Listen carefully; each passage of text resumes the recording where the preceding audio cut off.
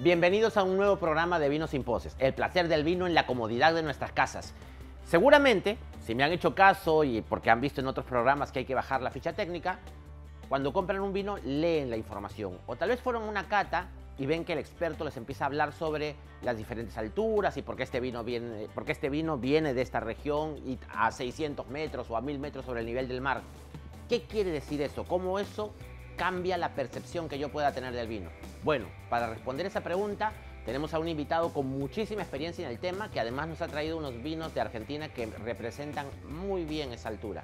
Así que prepárense, relájense, sírvanse una copita de vino, su vasito con agua, porque este es el momento de Vinos sin Poses.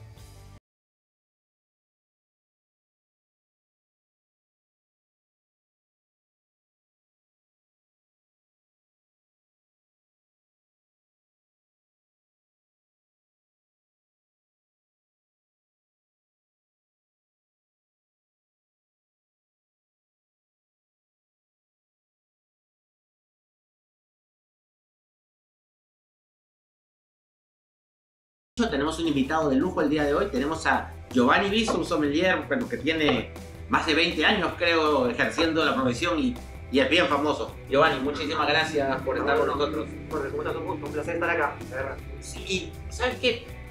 Me parece que el tema es relevante por varias cosas, pero siempre tratamos de que las personas, cuando compran una botella de vino, tratan de encontrar la ficha técnica, tratan de leer, pero tú sabes que a veces la ficha técnica pues, es un poco complicada, técnica. Muy técnica, exactamente. Y tratando de buscar, pues, como siempre digo, la temperatura de servicio o qué marida te encuentras con toda esa información que podría ser útil de alguna manera. Y siempre hablan de la altura como algo bueno, ¿no? Y este vino es de altura, y este vino tiene 600 metros sobre el nivel del mar, y ese está en 1250. ¿Es importante la altura en el vino? O sea, no es que si no tienes altura es imposible hacer buen vino, y si tienes altura haces vinos maravillosos. No es una regla, ¿no?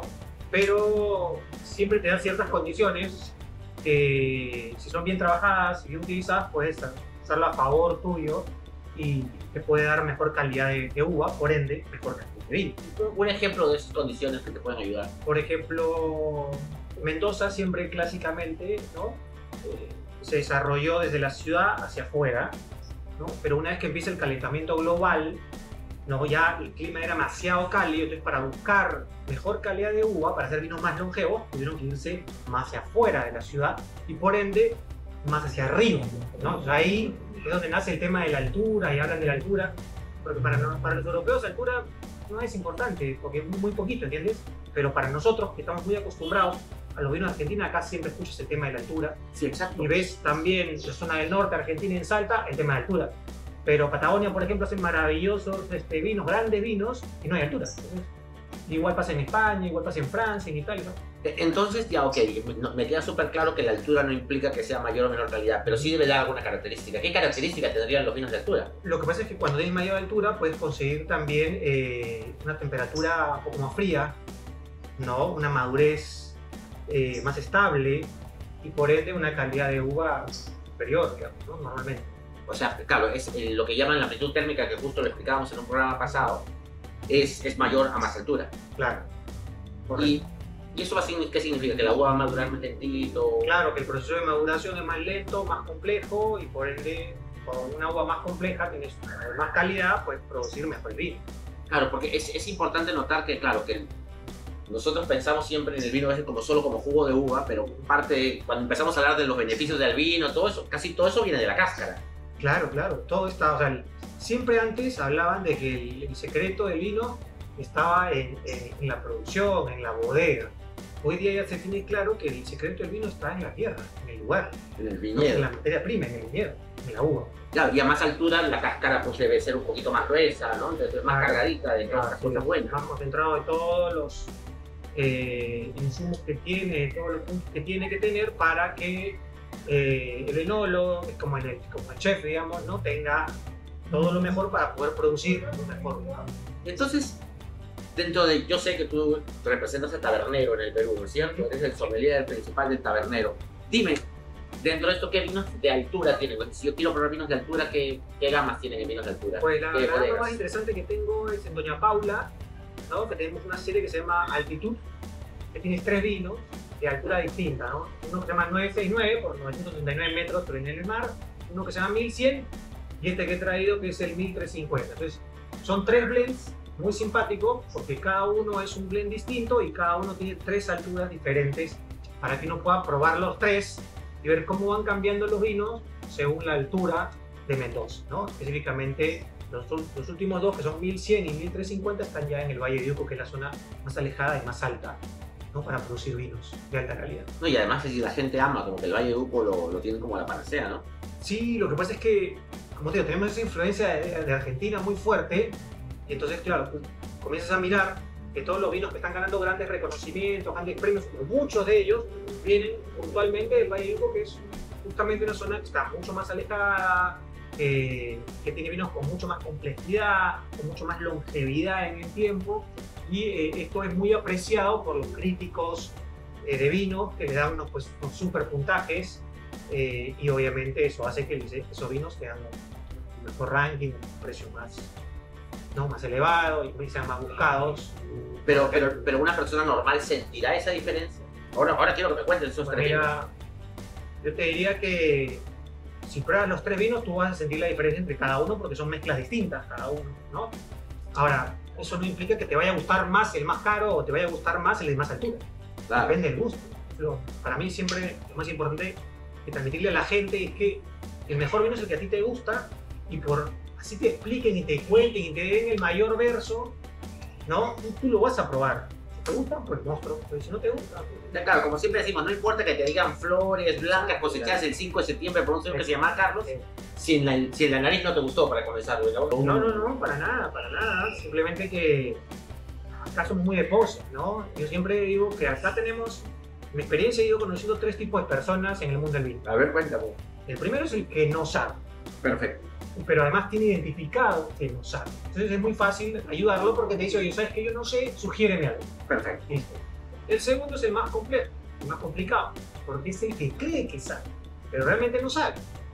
Entonces es muy difícil ayudarlo o sugerirle porque él te va a refutar y va a decir, no, esto es así, así, porque yo he visto, porque yo he viajado, porque ya, cree después que te voy sabe. a contar una, ya. Y finalmente, el que menos hay en nuestro país son los que realmente saben, ¿no? Entonces, increíblemente los que más hay son los del medio, digamos, ¿no? Son los que refutan. Dentro del mundito wine lover, sí. Una vez me tocó un cliente que había... Yo pensé que había... ¿Te acuerdas? Salió un documental muy famoso de una persona que tiene como 2 millones de seguidores en Miami que dijo que los huequitos que hay en la cápsula eran para que salgan los gases malos del vino. Sí. Igual, no solo es... No tiene sentido, pero incluso es ilógico, ¿no? Porque si van a salir por los huequitos, también podrían salir por la cosa abierta, o sea... Entonces, estaba eso. Y me tocó una vez un cliente que me dijo eso mismo, entonces yo estaba por decirle, ay, usted también ha visto ese documental, y me dijo, a mí me lo dijo un sommelier en Francia. Miércoles, se lo dijo un sommelier en Francia, no puedo creer. Entonces, es una responsabilidad muy fuerte ser sommelier. Ustedes pueden a la gente hundirla o levantarla del mundo del vino. Sí, obviamente, si vas a dar una opinión, no, pues tiene que ser una opinión certera, pues, ¿no? Porque si no mandas al lío a la gente, ¿no? Porque la gente va a usar tu opinión para dar una afirmación. Tú no dejas de estudiar. No se para, ¿no? Eso es lo bonito, ¿no? O sea, tú sigues y te das cuenta que de repente algunas cosas que te enseñaron en un momento, en otras ya no son verdad. Claro. Y te doy un ejemplo. Cuando yo estudiaba, a mí me dijeron que la uva Syrah era diferente de la uva Shiraz y que la uva Shiraz, ¿no? Se creía que era la uva que tomó Jesús en la última cena. Sí, claro. Para mí era increíble porque yo vendía ese vino un montón, porque yo le decía a los clientes, ¿usted quiere tomar el vino que tomó Jesús en la última cena? Para Semana Santa. No, y la gente decía, ¿qué es eso? Sí, la uva Shiraz, se les contaba la anécdota. Y la gente, oh, claro, que quiero probar. Pum, vendía mi Shiraz. Pero después vino el estudio de ADN y el estudio de ADN demostró que es lo mismo. Y que viene de Francia y que es Syrah. Exacto. Correcto. Y lo otro fue llevado a Australia. Pero al final le di más continuo. Entonces se acabó la anécdota y dejé de vender Shiraz como cancha. Porque eres honesto. Porque si no, puedes seguir siendo que era diferente. No, pues imagínate, fue un sinsentido, digamos, ¿no? O sea, yo lo hice porque pensaba que era así. Claro. Pero una vez, claro, tú vas aprendiendo, te vas enseñando y te vas dando cuenta que de repente hay cosas que te decían porque se creían así de tiempo, pero que después se van descubriendo que no necesariamente son. Claro, como el hecho de que, no sé, con la humedad que tenemos en Lima, incluso podrías durante un buen tiempo guardar los vinos parados. El corcho no se te va a alojar. Es más, el peligro principal yo creo que tenemos el corcho en Lima es que se nos hundee con toda la humedad que tenemos. Claro. Entonces te comento, bueno, de hecho, te agradezco que hayas traído este 1350, porque esto lo hace Andrea Tanzini, ¿no? Y La otra vez hicimos ¿cómo se llama? Una serie, hicimos un evento basado en enólogas. Ya. Pero lo primero que dijimos es, vamos, estos vinos tienen la particularidad de que son hechos por mujeres, por enólogas, pero no por eso vayan a ser distintos. O sea, una enóloga, un enólogo son artistas. Entonces, quiero hablar de la artista Andrea Cancini. ¿Qué me cuentas de esta artista? O sea, tú que has tenido oportunidad, seguramente por tu trabajo, de probar muchos vinos de Andrea. ¿Cómo definirías el trabajo de Andrea? Pues un trabajo en general, o sea, tanto de Andrea como del grupo que trabajan, porque no es solo Andrea, hay todo un grupo de personas liderado por Martín Kaiser. Es un grupo muy metódico, ¿no? O sea, trabajan muchísimo con una incidencia importante, y es que en el caso de Doña Paula, ellos son dueños de todo el terreno, o sea, todos los viñedos con los que producen su vino.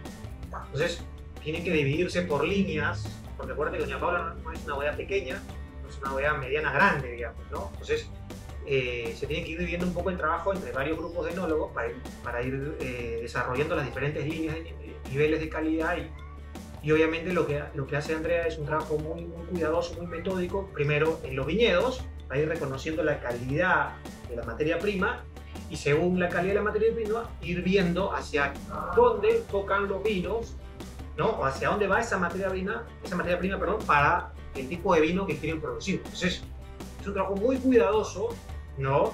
Y cuando tú pruebas los vinos, te das cuenta que el perfil de los vinos que hoy en día tiene Doña Paula es totalmente diferente a los vinos que hacían antes, porque tiene un perfil más moderno, porque tiene un perfil... ¿Qué es un perfil moderno? Pues te das cuenta lo que hablamos hace un rato, ¿no? Lo que me decías del Valle de Uco, ¿no? Los vinos antes, o si te das cuenta de otras zonas de Mendoza, son vinos a veces que tienen toques de repente más dulces, ¿no? Mientras que los vinos de Valle de Uco tienen más madera, ¿no? O así eran los clásicos, mientras que ahora los vinos tienen menos madera, más fruta, con una acidez más fuerte, son vinos más verticales, o sea, me gustan los vinos con esa acidez. Más limpios ahí, que tú sientes así el vino directo, digamos, ¿no? Sin tanto maquillaje, por decirlo así, ¿no? Y Andrea es parte de ese grupo que ahí es trabajando por lo menos en Doña Paula, liderando ese cambio y trasladando mucho de los vinos que antes se hacían en otras zonas de Mendoza y se han ido mucho a la zona del Valle del Uco porque se han dado cuenta que la calidad es mucho mejor, digamos, ¿no? Y que encuentran un perfil de vino mucho más interesante y sobre todo que transmite mucho más lo que es el lugar de origen, porque yo siempre trato de... La gente pide vinos con madera y la madera, pero la madera es un asociador, es algo que hace que los vinos sepan igual, los mismos aromas acá o en la China, porque es la misma madera, francesa o americana. Sin embargo, hoy la tendencia es a respetar las diferencias que puedes tener tú en tu vino por el lugar de donde provienes. Claro, que sea en la foto esta. Exacto. Y eso significa que tienes que ser muy cuidadoso con la cantidad de madera que le pones al vino, porque si no, lo vuelves vino igual que los demás, ¿no? Homogéneo. O terminas en jugo roble. Correcto. Entonces ahí hay mucho trabajo de Andrea y de este grupo de gente, ¿no? De tener mucho cuidado con el uso de la madera y con dar a conocer el lugar de origen, ¿no? Y si hablo de Valle de Uco, mira, esto es Valle de Uco. En el caso de la línea, ¿no? Tú pruebas los tres vinos, cada uno de esos tres vinos tiene un blend distinto, de una altura diferente, y es monstruo porque en el caso del 969 es el único que no tiene paso por barrica, solamente tiene huevos de cemento. Esto lo pruebas y el vino es una locura. En el caso del 1100 y el 1350 sí tiene paso de barrica entre 14 a 16 meses de barrica francesa, 20 cosas más clásico, pero igual, cuando tú lo pruebas, la estructura es tan intensa que a pesar de la cantidad de madera, la fruta es voluminosa, es dulce, preponderante en el vino. Y bueno, mejor que hable el vino que hable yo, ¿no? Sí, claro, no, lo vamos a tener en este programa, como sección el vino de la semana, y de hecho lo vamos a tener, así que lo tuviese tan interesante que quiero preguntarte un poco más de cosas mientras lo abrimos, sí, para que podamos tenerlo como vino de la semana, ¿te parece? Y voy a aprovechar para que me cuentes específicamente el 1350. Sino que me he quedado pensando algunas cosas de Doña Paula por lo que me has dicho, o sea, entonces es, digamos, mucho mejor, al menos en teoría, que tú seas dueño del todo, de la tierra, de las uvas, además de la bodega. Pues mira, Doña Paula es del año 97, ¿sí? Estamos en 2023. Y Doña Paula hoy día compite con las grandes bodegas de Argentina y ha conseguido lo que a otras bodegas, para que vamos a mencionar nombres, pero otras bodegas han necesitado 100, 150 años, Doña Paula lo ha hecho en menos de 30. Entonces, uno de esos puntuales, o esos puntales, perdón, es la espalda económica que ayuda a tener muchas cosas más rápido, ¿no? la calidad de la gente, con Andrea, con Martín y todo el grupo que está atrás, ¿no? Y ser dueño de todo lo que necesitas tener. Entonces, no tienes que, si quieres hacer algo, la decisión es rápida. Pero entonces, bueno, esa es una parte de lo de Doña Paula, pero de hecho debe haber diferentes niveles, claro, niveles, ¿no? líneas. La línea joven, ¿no? Se llama Los Cardos. Los cargos es de Doña Paula. Claro, la línea joven o de entrada, ¿no? Después tienes la línea State, ¿no? Que tienes una gama amplia de opciones, blancos, tintos. Ahí creo que tienen el rating, o ya. Claro. ¿Le están trayendo? Sí, tiene quedado de rating maravilloso. Uy, sí, qué bueno. Además es muy simpático porque me encontré así de casualidad una botella de rating en 2016. Y yo decía, 2016, ¿qué haces esto acá? Esto debería estar, fue vendido hace tiempo, ¿no? Y se habían traspapelado en el almacén. Y cuando lo probé me caí de espalda, estaba espectacular. Espero que te quede una y la mandes por acá. Con gusto, quedaban una, más que una, así que no hay problema. No, ese Riesling, tuve la oportunidad de probarlo. En el 2019 vino Julián Galarraga, que es el Depot Manager, y los dos confesamos que teníamos un poquito ese gustito de gasolina nueva. Claro. Que es típico el Riesling, qué rico que es. No, además que ese Riesling, pues, tiene esa tipicidad, ¿no? Del lugar de donde viene, y que normalmente no lo gozas tanto porque normalmente se consume poco, ¿no? Directamente es 216, porque ha sido de casualidad, por error, se ha mantenido ahí, no se ha vendido porque no se sabía que estaba ahí. Y es espectacular. Está espectacular. Yo probé, me mandaron una botella para ver si estaba bueno, porque en 2016 los controles de calidad. No, dije que no está bueno, que lo manden acá, que yo lo probé, veo. está excepcional, tanto así que ya está parte del menú de Asturias. Los probamos, quedaron impresionados. Qué mala suerte. No, pero queda. A lo que con gusto probaremos. Y bueno, y fuera de Asturias y Zona, ¿en donde la gente puede ir? O sea, ya me emocioné, quiero Doña Paula, especialmente ahora que vamos a ver dónde lo Doña Paula es una bodega grande, tú lo vas a encontrar en nosotros como Carrero, estamos subiendo todos los canales, así que tú lo vas a encontrar desde un Totus o un supermercado, digamos, ¿no? Que sea, hasta una tienda tipo Cosito o en cualquier lado. ¿Y también en línea, en el Bodega T? Sí, Bodega T, por supuesto, ¿no? Ahí vas a tener tu precio. Por supuesto. Ah, perfecto. Espero que Moston tenga mejor precio que Bodega T. Pero ya, entonces, pasamos, me parece bien, a la siguiente sección, creo, porque yo me muero de ganas de probarlo. Vamos, te gusta. Perfecto.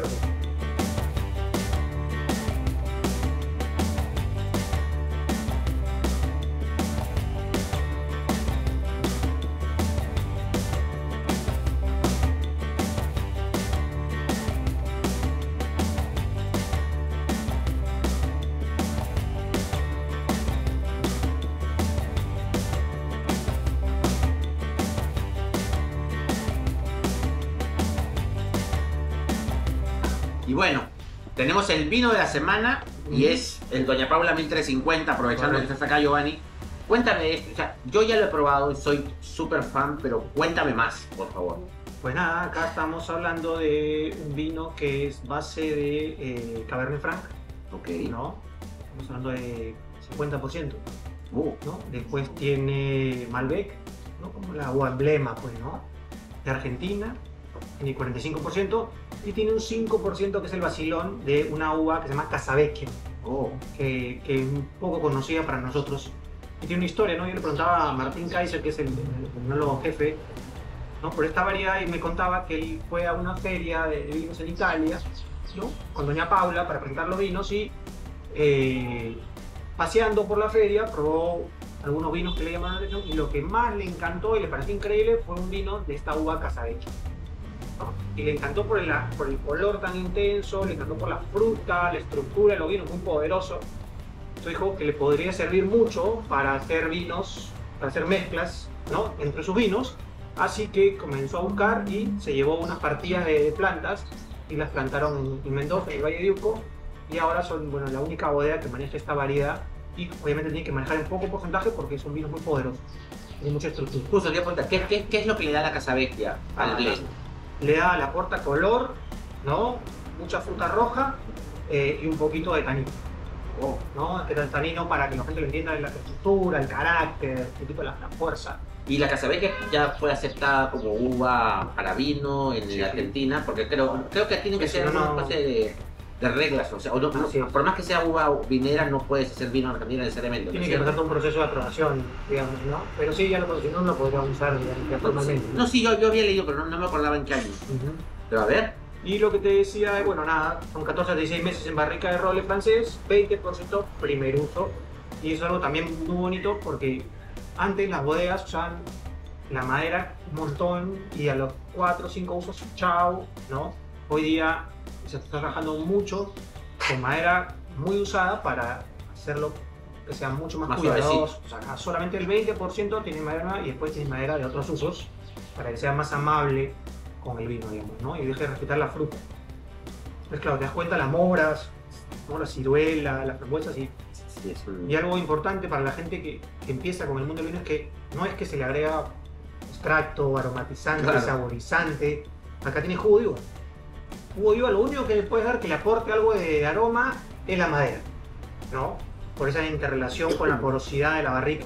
Pero después, este es jugo de uva, fermentado y transformado en vino. Yo creo que el vino es una bebida, como te digo, siempre voy a decir que es una bebida divina porque las cosas que suceden en el vino, los procesos que hacen que efectivamente encontremos los aromas amorosos, es una cosa maravillosa. Es algo que tú hueles y tú pero a mí mentalmente te hace recordar, ¿no? Hay algunos componentes que cuando entran, ¿no? Por la nariz, tu cerebro los asocia a fruta, a flores, a especies. Por ejemplo, acá tiene pimienta, tiene clavo de olor, pero no es que le hayan puesto algo de pimienta, clavo de olor. Eso es súper importante. Y me pasa con los alumnos, digamos, ¿no? O sea, cuando doy clases, que se quedan pensando, mirando, cuando yo la descripción, y me hace acordar cuando yo era alumno y mis profesores decían lo mismo y decían, ¿cómo va a ser eso? Pues no, te quedas con esa cara diciendo, imposible, ¿no? A mí me huele a uva, ¿no? A mí me huele a vino, pero es poco a poco, pues, ¿no? Poco a poco tu olfato se va entrenando, tu paladar se va entrenando y es práctica y es lo más divertido porque aprendes con la práctica. Mi profesor de cata del Wine Institute me decía que había que sentir el aroma del vino con el cerebro, no con la nariz, para recordar. Entonces se vale decir, me recuerda a mi infancia cuando iba a la casa de mi abuelita. Claro. Es un descriptor válido para un ser humano normal. Cuando lo asocias a algo es mucho más fácil, digamos, ¿no? Por ahí que había una planta de mora en el camino a la casa de mi abuelita y por eso yo no sabía que era mora y me voy a la casa de mi abuelita. La vez pasada estaba con unos amigos, abrimos una botella de vino y una amiga que no tiene mucho el tema del vino dijo, oye, a mí esto debe estar mal logrado, a mí esto huele a establo. Así me dijo, perdón la palabra, pero me hace acordar a caca de caballo, caca animal. Y yo le dije, me estaba sorprendido. Claro, pero era un vino de esos que tenía unos 15 años guardado. Pero claro, desarrolla aromas terciarios, empireumáticos, que son esos aromas que te hacen acordar el sudor del caballo, el fustán, ¿no? El cuero. Al fuste. Y claro. Entonces ella pensaba que estaba malogrado. No, está perfecto. Sí. No, hay gente por eso que a mí no le gusta el pinotage. A mí un buen pinotage me encanta, pero porque me gusta ese aroma a cuero, así animálico. Pero son todos recuerdos, asociaciones. Cada uno hace, y lo bonito es que lo que yo pueda sentir no necesariamente lo vas a sentir tú y viceversa. Entonces la cata es muy personal. Tal cual. Y totalmente pálido. Yo digo blanco y tú dices negro, los dos estamos bien. Sí, porque a veces hay gente que dice, no, ¿cómo puedes decir eso? No. Estás loco. Si tú quieres imponer tu punto de vista y creer que lo que tú dices está bien y lo demás no, posible. Me parece perfecto. A ver, salud para probarlo. Ya lo probé, ya, perdón. Sí, no. ¿Quién se va a resistir con este vinagre? Ahora, un dato importante es que con este calor, el pito tienes que tenerlo fresco. ¿No? Sí, claro. Es muy importante que lo Rapidito tengas sube la entre 14 temperatura. y 18 horas, porque claro, nosotros lo hemos tenido fresco, pero te das cuenta que lo pusimos y se calienta rapidísimo. Y el alcohol sale.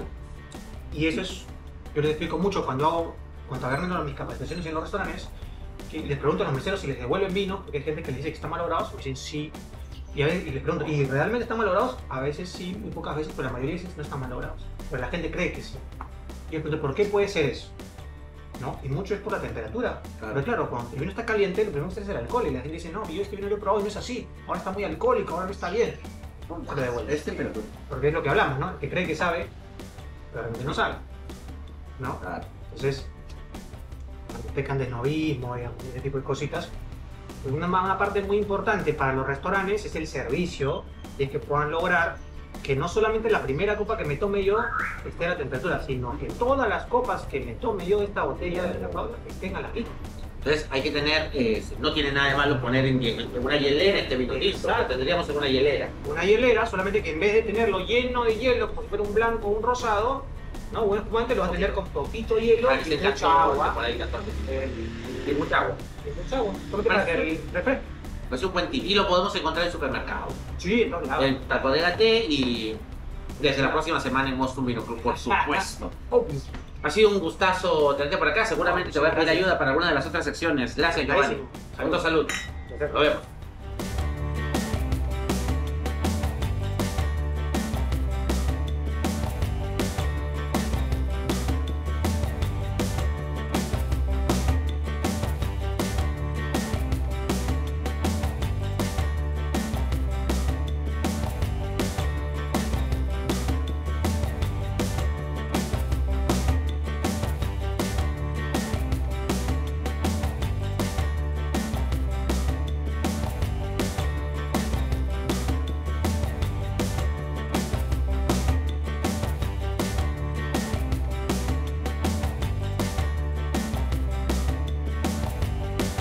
El tip de la semana tiene que ver con uno de los momentos más terroríficos en el mundo del vino. Acabas de pedir vino en el restaurante y llega el encargado y te sirve un poquito y te mira como diciendo, señor, ¿y tú qué haces? Bueno, tranquilos. Lo que está pidiéndonos es nuestro visto bueno. Y ese visto bueno puede depender, bueno, de muchas cosas. Por ahí que yo ya conocí el vino, oye, lo pruebo igual o lo pruebo bien, o sabes que esto está raro, esto no es. Podría en ese caso preguntar qué pasó. Podría sentir que la temperatura no es la correcta y puedo decirle, ¿sabes qué? Por favor hay que enfriarlo un poquito más. Perfecto. También podría ser que encuentre un defecto. ¿Y qué cosa es un defecto en el vino? No es que no me guste, ¿eh? Si yo siento un vino que no me gusta, no puedo devolverlo porque eso es imposible. Pero si siento, por ejemplo, que tiene un aroma a cartón mojado, que es el típico aroma del mal del corcho, pues si tiene el aroma a cartón mojado, sí puedo devolverlo. Pero ojo que estas cosas pasan muy poco. Por ejemplo, el mal del corcho le pasa entre el 2 y el 4% de los vinos del mundo. O sea, difícilmente va a pasar, pero podría pasar. No sé, tal vez un aroma fuerte a coliflores hervidas, que es un aroma a reducción muy fuerte. O que el vino al contacto con la luz no brille mucho y sea una cosecha pues de hace un par de años. Esos podrían ser considerados problemas en el vino y tendríamos el derecho a devolverlo. Recordemos, pero si el vino siento, oye, está bien, pero no me gusta, ahí sí, sorry, no podemos devolverlo porque ya se abrió. En muchos sitios se acostumbra a que la persona encargada del vino sea la primera en probarlo, porque ahí está en juego su reputación y la del vino, perdón, y la del restaurante. Así que lo prueba y si lo considera apto, recién se lo sirve a la persona que lo pidió. ¿De acuerdo? Como para la segunda opinión. Normalmente no se hace eso aquí, así que nosotros estamos a cargo. Pero recordemos, tranquilos, no nos pongamos tensos, básicamente es decir que el vino está bien, que la temperatura es correcta y difícilmente van a tener algún defecto en el vino. Y es así que no tenemos que tener miedo. Y todo va a ser así como escuchan pajaritos porque todo va a ser felicidad. Y aprovechando que estamos tomando el vino, vamos a ver algunas de las palabras típicas. La palabra de la semana va a ser aterciopelado. ¿Qué cosa es un vino aterciopelado? Recordemos que uno de los pilares de la estructura, de la columna del vino, son los taninos. Los taninos son súper importantes y los taninos son esa astringencia que me seca la boca, que me va a limpiar la boca de las grasas, pero cuando un tanino está bien, en lugar de ser una cosa astringente, fea, que me podría obligar a voltear el gesto, a sentir que este vino está muy duro, un tanino bien redondo, bien trabajado, se va a sentir incluso dulce, a pesar de no ser dulce. Me va a acariciar la lengua, voy a sentir como que me pasan una telita de terciopelo por la lengua. Ese peso en la boca, esa sensación tan rica en el tacto de la lengua, va a hacer justamente que podamos decir este vino es aterciopelado.